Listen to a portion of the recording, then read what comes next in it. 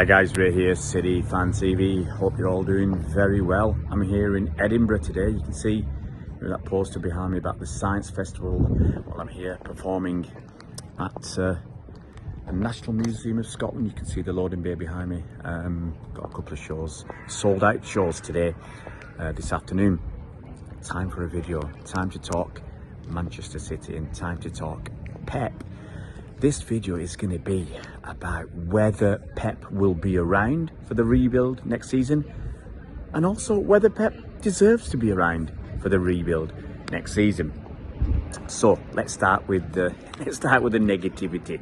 Does Pep deserve to be around next season? That's the starting point.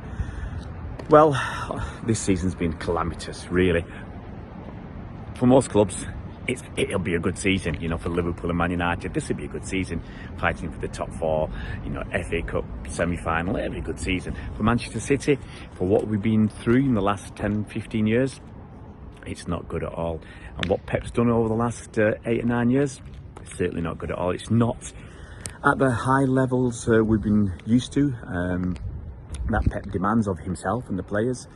It's been pretty much a disappointment. I mean, funny thing is, we actually started the season quite well in terms of results. I think we were up there, and but suddenly the wheels have fallen off. Obviously, the Rodri injury, that's really hurt us, but you can't put it down just to Rodri. You know, underperforming all over the pitch, as well as the coaching management side of things as well. And my worry is we've been making the same mistakes again and again and again. I watched that game against Bournemouth, or watched the highlights. I think I was listening on the radio. I was coming back from a gig, and you know, first half we were not very good. I think that's the politest way to say it. Pep stuck with the old guard, who we've been saying all season, we haven't got the energy, we haven't got the legs in midfield, we haven't got the capacity to deal with pace in the transition. You know, teams are just launching the ball over our fullbacks and making hay. Nunes terrible at right back. So many mistakes. We turned it around. We won that game. Actually, I mean, I was a bit surprised, but Bournemouth have been they've been on a bad run. So, you know, you've got to temper the fact that we beat Bournemouth side that's flying high with the fact that they're struggling. And I think, didn't they lose or draw in the midweek? I think lost to Ipswich or something. So, you know, they're not in good form at all. And then the Leicester game, yes, we won it. You could argue comfortably 2-0. Leicester were never in the game, but Leicester are in the bottom three, second from bottom. They're there for a reason. They let a ton of goals in, and you know, in all honesty, our goals came from, I think, their mistakes. They didn't help themselves. Although we did have other chances, we didn't take them. And towards the end, you know, they did start putting pressure on us, and you never know what's happened at City this season. You know, giving up leads. Let's talk about that. Giving up leads, and some of this is on Pep. Some of it's on the players. We're jittery.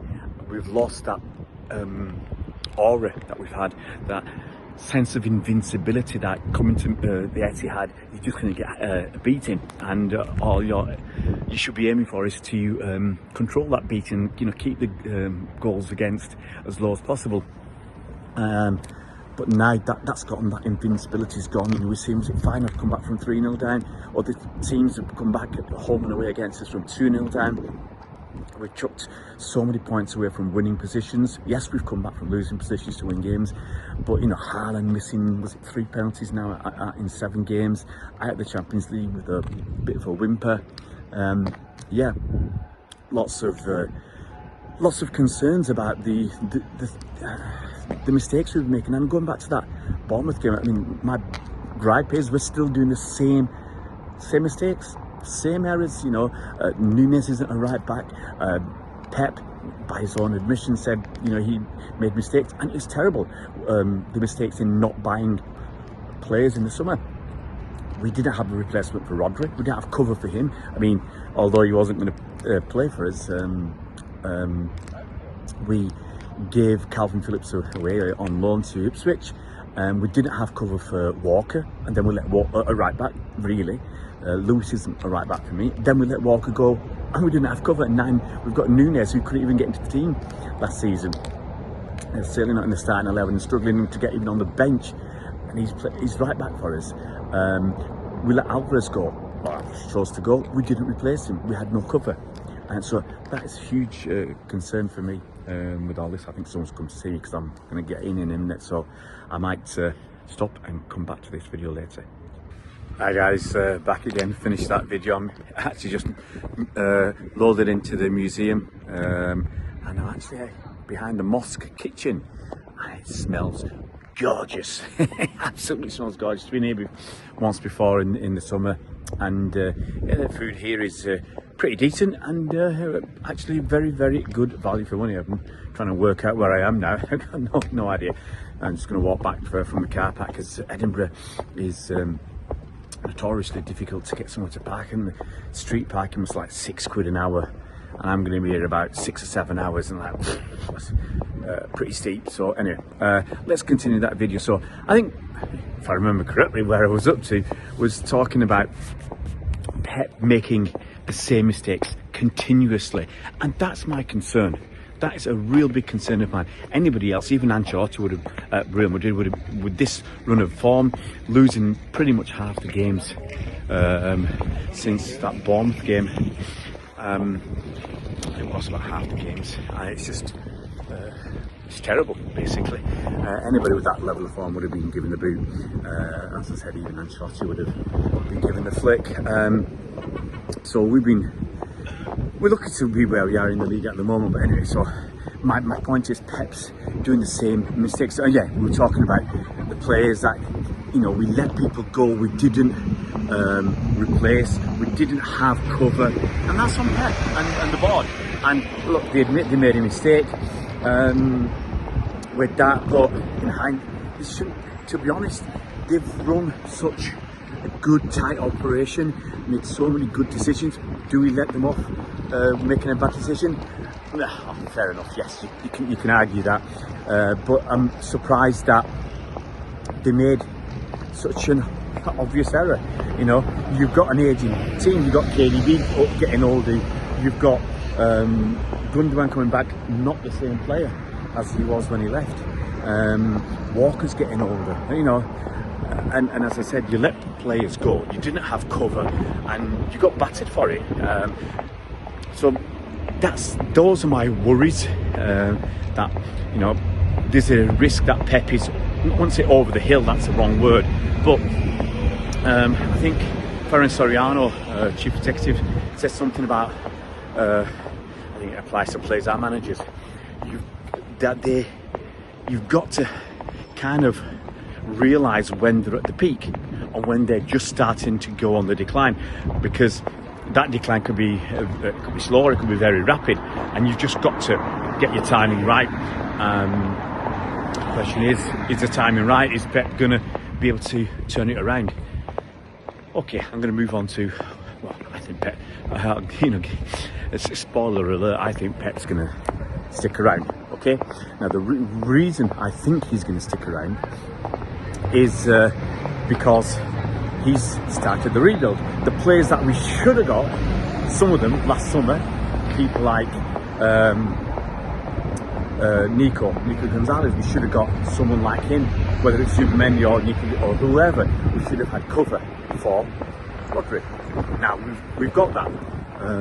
We should have had cover for, or replacement for Alvarez leaving. We've got that with Omar Marmoush now. We've gone out and got a couple of defenders. Kushunov, he started off all right, and he's had a bit of a wobbles, but he's only a little kid. But we got some cover at centre back. You know, we need that right back. This talk of Wirtz coming to City as well. There's going to be money spent this summer. There's going to be players going. I might do a video about that another time, but I personally think, well, obviously KDB's announced he's going, and I think possibly one of Bernardo and Gundogan go as well. So there's going to be a massive, I think, rebuild this summer. We'll see what happens. So that's one of the reasons why I think Pep will stay. And the other thing, why you could say, that's why I think he'll stay. Why should Pep stay? Why does he deserve to stay? If you remember the first season he came, it's very similar So what's happening now? We started off like a house on fire. I think we won the first 10 games in all competitions, and then we fell off a cliff. And people said, "Oh, Pep's been found out. He's been, he's one-trick pony and all that." And we struggled. I think we finished third that season, and we really struggled to get into the Champions League. However, the following season, bang, we smashed 100 points. Never been done before, never been done since in the Premier League. Season after that, bang, Formidables won all the domestic trophies. Never been done before, never been done since. In the history of the Premier League, those two things had never been done. So I think, that's my hope. That's my hope, is that Pep turns it around and really recovers. Look, it's been a terrible time for Pep personally as well. So, we don't know how much of an impact that has had. And look, no matter what people say, personal issues, they do have an impact on life, on the job at times, and even though Pep might say it doesn't, I'm sure it does, in my opinion. So you've got to give Pep the chance to turn it around, and I think part of me thinks, from what he's done this season, I was thinking, he maybe needs to be given the boot or a proper kick up the backside. Partly in this video, I think Pep needs to be given that time. He deserves that time, one more season, to turn it around and see if he can. I think it's going to be tough. I think it's going to be very tough because, as I said, we've lost that aura of invincibility, of that, fortress Etihad. We've lost that. Teams aren't as scared as they used to be of us. They know how they can hurt us, and it's up to Pep. Pep's got time to turn. Maybe not a lot of time, because we've got the Club World Cup, and then straight into the season, pretty much straight after that. So you've got to give him a chance to turn it around and see what happens, and hopefully we can. But there's one other fly in the ointment. I'll mention this, even though Pep said, whatever happens, he's going to stay, he trusts everybody and everything else over the 115 or 130 charges or whatever. Now, if the verdict is damning, I'm not worried about the points deduction or even a relegation. If the verdict is damning to say that City's hierarchy committed fraud, they fraudulently misrepresented the accounts and what they were doing, then I think that's serious, and I think that might be something that Pep could look at and say, "No, I can't trust you guys." After everything that they've been through, I think friends and if you're friends with somebody and they've done something wrong, you can continue that friendship. But if they've been telling him, "No, we've done it. We've been really good. We've been, it's all a mistake and a misunderstanding and all that," and the verdict is damning, then that might have an impact on what Pep decides to do. As I said, it'll be interesting to see what happens, and we'll find out in due course. As I said, I think Pep stays because it looks like he's going to stay 9 years. Let's get to at least 10. Let's turn it around. Let's get some of the younger players in, and let's get some new players in and see what happens next season. Guys, if you're new to the channel, it would be fantastic if you could subscribe. If you can hit that bell icon, you'll be notified as soon as new videos come out. We'll see you around, please.